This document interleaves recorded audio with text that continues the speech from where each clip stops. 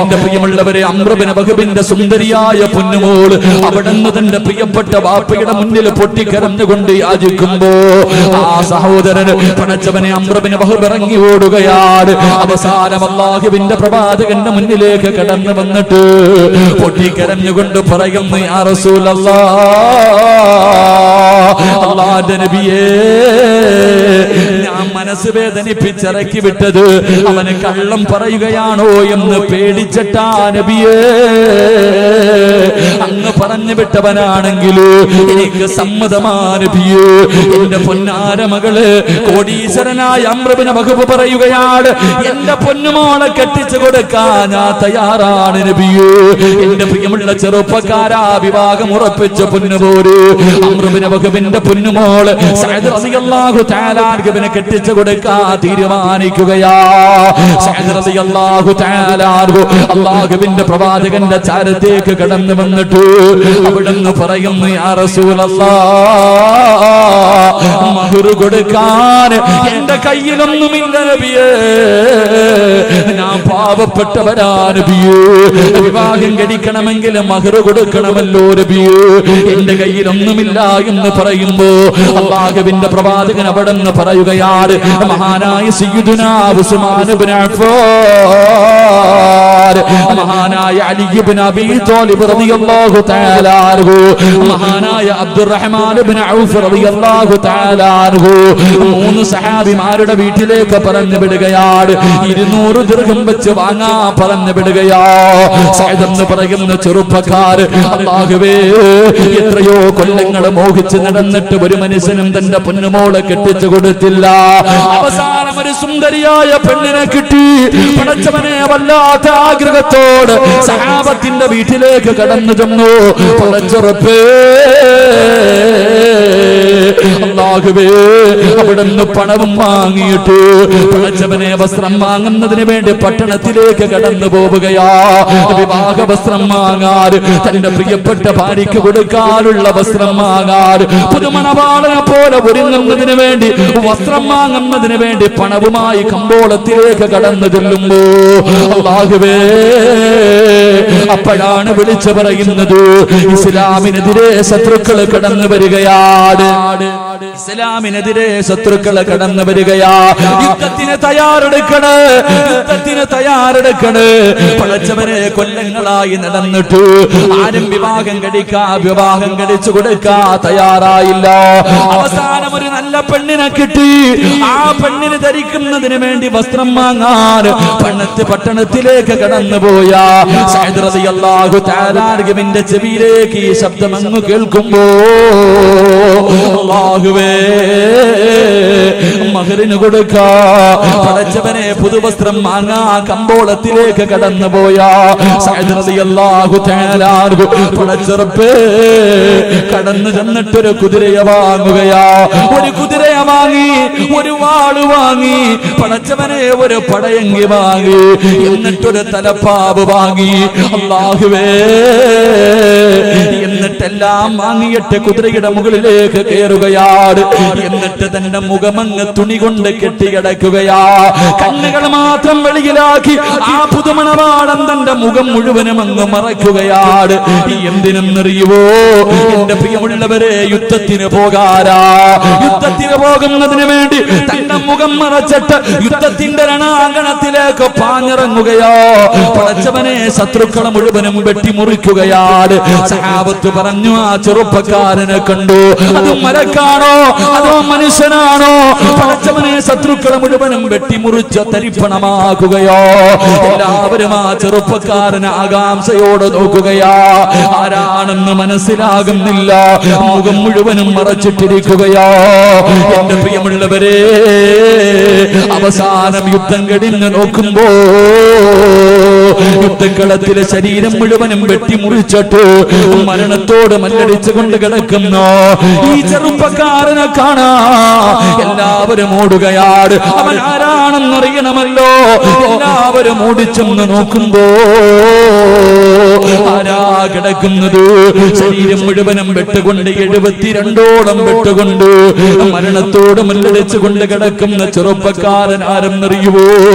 നാളെ വിവാഹ പന്തലിൽ കടന്നു പോകേണ്ടവരോ, നാളെ ഒരു പെണ്ണിന്റെ കൈ പിടിക്കേണ്ടവരോ, നാളെ ജീവിതത്തിന്റെ തുടക്കം കുറിക്കേണ്ട സഅദ് റളിയല്ലാഹു തആല അൻഹു യുദ്ധത്തിന്റെ രണാകടത്തിൽ ഇങ്ങനെ കിടക്കുമ്പോ ആരോ ഓടി വന്നിട്ട് പറഞ്ഞു, യാ റസൂലല്ലാഹ്, അല്ലാഹുവിന്റെ നബിയേ, സഅദ് റളിയല്ലാഹു തആല അൻഹു ആ മുഖം മറച്ചിട്ട് പോയ ചെറുപ്പക്കാരൻ ആരെന്നറിയുവോ? അത് സഅദാ നബിയേ. അല്ലാഹുവിന്റെ പ്രവാചകൻ ഓടി വരികയാണ്. അല്ലാഹുവിന്റെ റസൂൽ കടന്നു വന്നു. സഅദ് റളിയല്ലാഹു തആല അൻഹുവിന്റെ തലയെടുത്തിട്ട് അല്ലാഹുവിന്റെ റസൂലിന്റെ മടിയിലേക്ക് വെക്കുകയാണ്. പ്രവാചകന്റെ മടിയിലേക്ക് വെച്ചു. അല്ലാഹുവിന്റെ റസൂൽ ചോദിച്ചു, സഅദ്, നാളെ നിന്റെ കല്യാണമായിരുന്നല്ലോ സഅദ്, എത്ര കൊല്ലത്തെ അഭിലാഷമായിരുന്നു സഅദ്, ഒരു സുന്ദരിയായ പെണ്ണ് നിന്നെ കാത്തിരുന്നപ്പോ നീ എന്തിനാ യുദ്ധക്കളത്തിലേക്ക് വന്നത്? നിന്നെ ഞാൻ പുതുവസ്ത്രം വാങ്ങാൻ പറഞ്ഞു വിട്ടതല്ലേ? ആ സമയത്ത് സഅദ് റളിയല്ലാഹു തആല എന്തിനാണ് മുഖം മറച്ചതെന്നറിയുവോ? യുദ്ധക്കളത്തിലേക്ക് കടന്നു വന്നാൽ അല്ലാഹുവിന്റെ റസൂൽ തിരിച്ചു പറഞ്ഞു വിടുമെന്ന് സഅദിന് അറിയാം. കാരണം നാളെ വിവാഹമാണല്ലോ. അല്ലാഹുവിന്റെ റസൂൽ തിരിച്ചറിയാതിരിക്കാൻ ഞാൻ മുഖം മറച്ചതാ നബിയേ. അല്ലാഹുവിന്റെ റസൂൽ എന്തിനാണെന്ന് ചോദിക്കുമ്പോ സഅദ് എന്ന ചെറുപ്പക്കാരൻ പറഞ്ഞ മറുപടി എന്തെന്നറിയുവോ? പൊന്നുമോരെ, ഈ നശ്വരമായ ദുനിയാവല്ലല്ലോ, ഇനി ഒരു വലിയ ജീവിതമുണ്ടല്ലോ. നാളെ പടച്ചറപ്പിന്റെ പരലോകത്തേക്ക് കടന്നു ചൊല്ലുമ്പോ അല്ലാഹു ആദ്യം ചോദിക്കുന്ന ചോദ്യം, നിനക്ക് ഞാൻ തന്ന ആയുസ് നീ എന്തിന് ചിലവഴിച്ചടാ?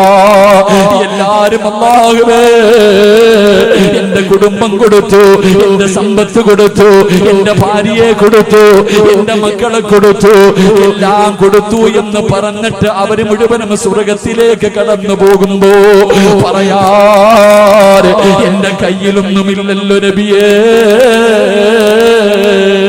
എനിക്ക് പറയാമല്ലോ, എന്റെ വിവാഹത്തിന്റെ തലേ ദിവസം പടച്ചറപ്പിന്റെ ദീനിന് വേണ്ടി എനിക്ക് പോരാടിയിട്ട് ശഹീദാകാ കഴിഞ്ഞല്ലോ. എനിക്കത് മതി നബിയേ. നാളെ പടച്ചറപ്പ് ചോദിക്കുമ്പോ പറയാൻ എനിക്കിതെങ്കിലും ഉണ്ടല്ലോ. നാളെ സ്വർഗത്തിൽ ജന്നാത്തിൽ ഫിർദൗസ് എനിക്ക് കിട്ടുമല്ലോ നബിയേ. നാളെ അവിടെ അങ്ങയുടെ കൂടെ നടക്കാ കഴിയുമല്ലോ നബിയേ. എന്റെ പ്രിയമുള്ള ചെറുപ്പക്കാരാ, ആ സഹാബി അവിടെ കിടന്ന് മരണപ്പെടുകയാ. അല്ലാഹുവിന്റെ റസൂലിന്റെ മടിത്തട്ടിൽ കിടന്ന് ലാ ഇലാഹ ഇല്ലല്ലാഹ് എന്ന് പറഞ്ഞുകൊണ്ട് ലോകത്തോടെ യാത്രയാകുമ്പോ അല്ലാഹുവിന്റെ പ്രവാചകർ സഹാബത്ത് മുഴുവനും ഇങ്ങനെ നോക്കി നിൽക്കുമ്പോ പ്രവാചകനെ പെട്ടെന്ന് തലതിരിക്കുകയാണ്. ചിരിച്ചുകൊണ്ട് റസൂലുള്ള തലതിരിക്കുകയാ. സഹാബത്ത് ചോദിച്ചു, നബിയേ യാ റസൂലല്ലാഹ്, എന്തിനാ നബിയേ 72 വെട്ടുകൾ കൊണ്ട് മരിച്ചു കിടക്കുന്ന നാളെ വിവാഹ പന്തലിൽ കടന്നു പോകണ്ട? ഈ ചെറുപ്പക്കാരൻ മരിച്ചു കിടന്നപ്പോ എന്തിനാണ് ചിരിച്ചുകൊണ്ട് തലമടക്കിയത് നബിയേ? അല്ലാഹുവിന്റെ റസൂൽ പറഞ്ഞ മറുപടി, യാ സ്വഹാബാ, സ്വർഗത്തിലെ ഹൂറില്ലീങ്ങളായ പെണ്ണുങ്ങൾ ആ സഅദിന് വേണ്ടി കിടന്ന് തമ്മിലടിക്കുന്ന കാഴ്ച കണ്ട് സഹാബ.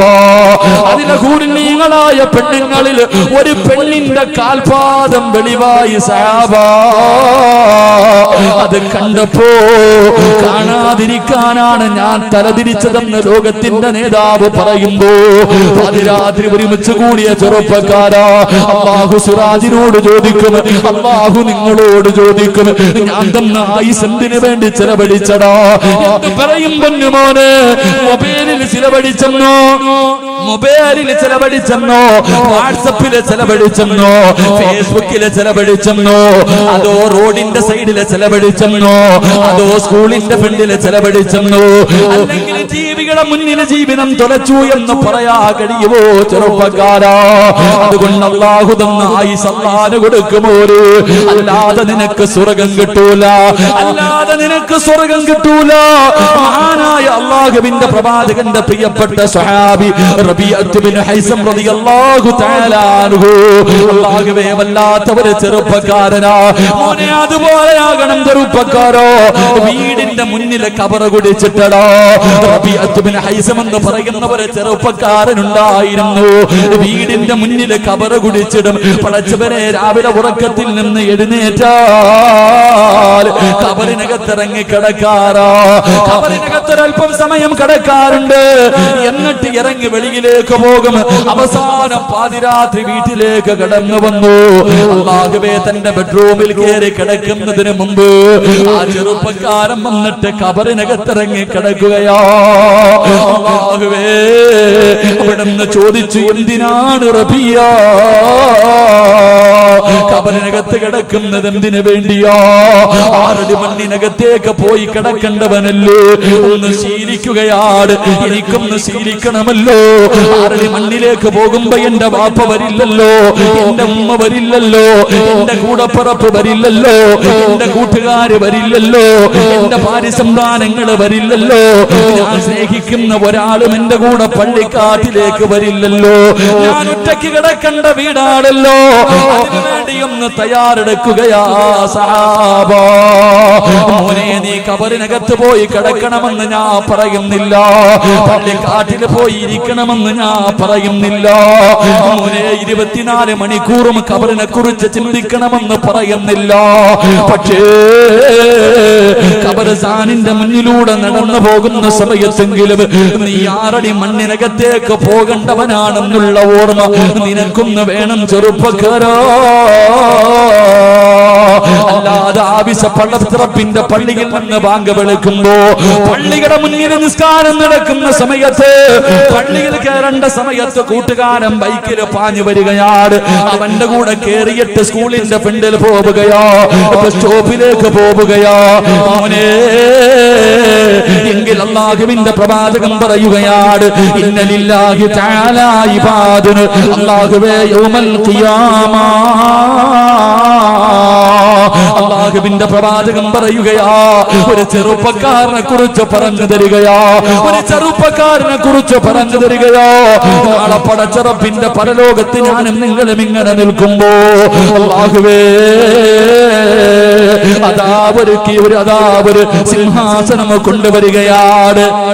നാളെ പടച്ചറപ്പിന്റെ പരലോകത്ത് എല്ലാവരും ഇങ്ങനെ നിൽക്കുമ്പോ ഒരു സിംഹാസനം കൊണ്ടുവരികയാണ്. യഖഅദൂന അലൈഹാ വഖൗമുൻ ലിബാസുഹും ഹരീർ വവുജൂഹുഹും ലനൂർ. നാളെ എല്ലാവരും അല്ലാഹുവിന്റെ പരലോകത്ത് നിൽക്കുമ്പോ പടച്ചവനെ ഒരു സ്വർണ്ണത്തിന്റെ സിംഹാസനം കൊണ്ടുവരികയാണ്. എന്നിട്ട് സ്വർഗ്ഗത്തിലെ വസ്ത്രം ധരിപ്പിക്കുകയോ, അവന്റെ തലയിൽ കിരീടം ധരിപ്പിക്കുകയോ, എന്നിട്ടൊരു ചെറുപ്പക്കാരനെ കൊണ്ടുവന്ന് അതിനകത്തേക്ക് ഇരുത്തുകയാണ്. അല്ലാഹുവിന്റെ പ്രവാചകൻ ഇങ്ങനെ പറഞ്ഞു കൊടുക്കുമ്പോ സഹാബത്ത് ചോദിച്ചു, കുന്നായ റസൂലല്ലാഹ്, ആരെയാ നബിയേ? നാളെ പടച്ചറപ്പിന്റെ പരലോകത്ത് കോടാരി കോടി ജനങ്ങളുടെ ഇടമനം നിന്ന് ഒരുങ്ങുന്ന ദിവസമുണ്ടല്ലോ.